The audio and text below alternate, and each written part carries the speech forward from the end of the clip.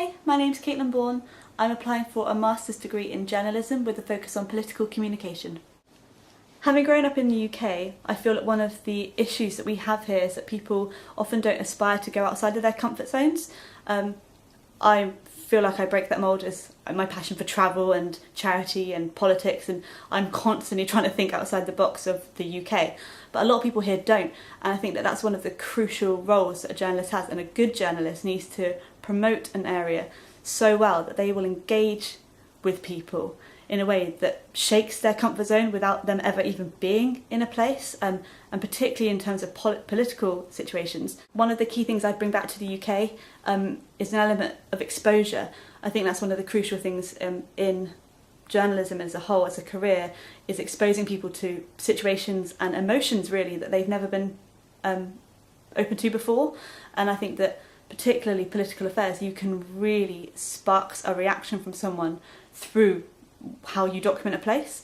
Growing up in the UK, that's what I hope to bring back to my community, is travel in general enhances someone's perceptions. And I think that if I was lucky enough to be awarded a place at Boston University, just being there is another perspective to use in journalistic writing.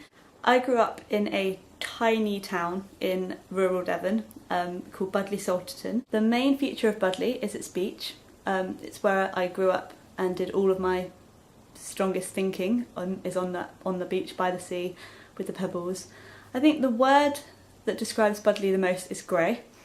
The pebbles are grey, the water is grey, and the weather tends to be grey. I do live in the UK. It's the kind of place where everybody knows everyone and everyone cares about everyone. It feels like an extended family, and you have all your neighbours are very close, and it's a very tight-knit community. It's beautiful as a place. It's picture perfect almost all year round. It's very, very touristy. My friend once described it as so beautiful it inspires me, but so boring I can focus.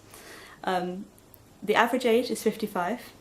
That is not an exaggeration, that is a fact.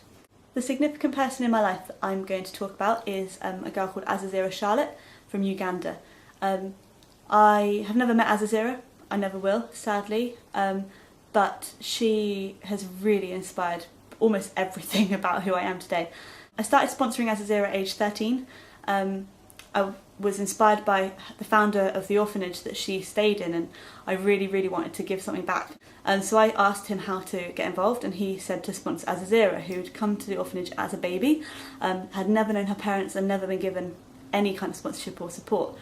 Azazira was one of the most inspirational women I've ever come across. She wanted to become a midwife, so I sponsored her through her midwifery course. She was only a couple of years younger than me, and her midwifery course, her aim was to come back to come to the UK to gain an education and go back to Uganda with what she had learned and give that information to her local community.